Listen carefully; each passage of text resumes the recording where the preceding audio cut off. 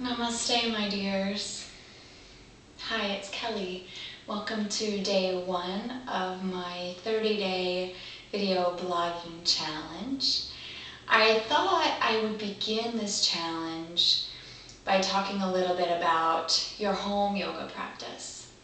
Now, often in my classes, I talk about class as our yoga lab. This is where we learn new things, we learn tricks and tips for alignment and for aligning our spirit, but the work begins at home. I know very few people who can take an actual yoga class every single day, and I also don't know that I would necessarily advise that, because you need time to absorb the energy of the practice. You need time to sit on your mat and pay attention to how your own body fits into a certain pose, and you may not have the time or the freedom to do that in a led class. So with that, I thought I would offer up some suggestions for beginning your home practice. Now, your very own, unique, just you and your mat. No videos, no podcasts, just you, your mat, and your practice.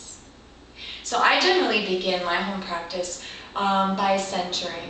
You can center in whatever way works best for you. Maybe just taking a nice, beautiful seat, connecting to the energy around you, or by chanting the word Om.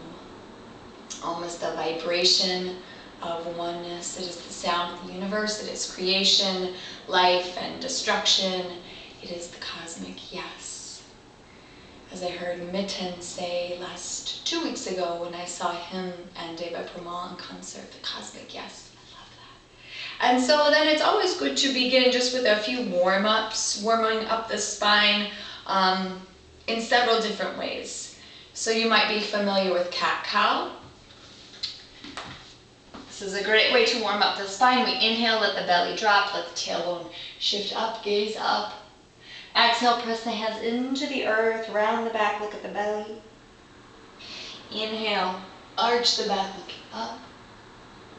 And exhale, round the back, look at the belly. It's just cat and cow. I usually like to take the knees wide and exhale, drop my hips back, lower the forehead to the floor, Bhaktasana. Inhale to table, and exhale to downward facing dog. You can repeat that a few times through. It's just a good way to get the spine warmed up, maybe twisting the body a little bit as well. Another wonderful warm-up I like to do, more dynamic, is bear twists, and I have another video on that.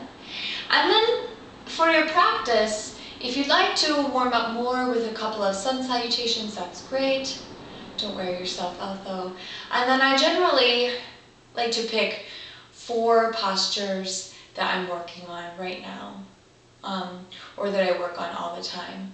I have some tightness through the hips that I am working on pretty much all the time. So I like to pick 5 poses that work the inner and outer hips, and soften the shoulders as well.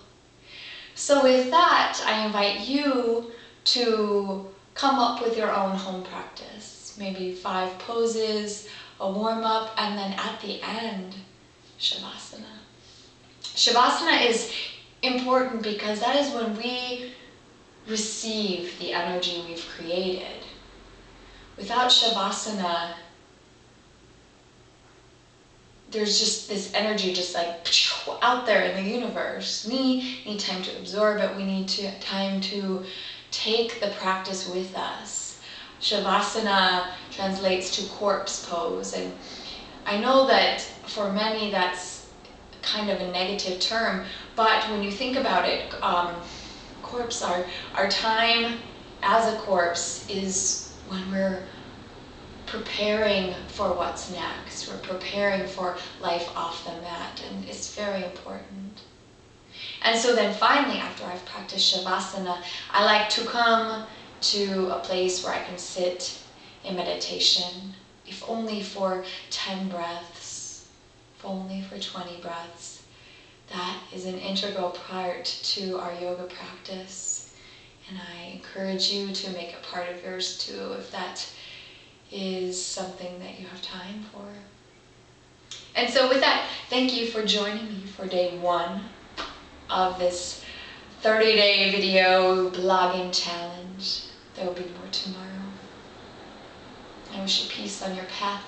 Until we meet again, and always, namaste.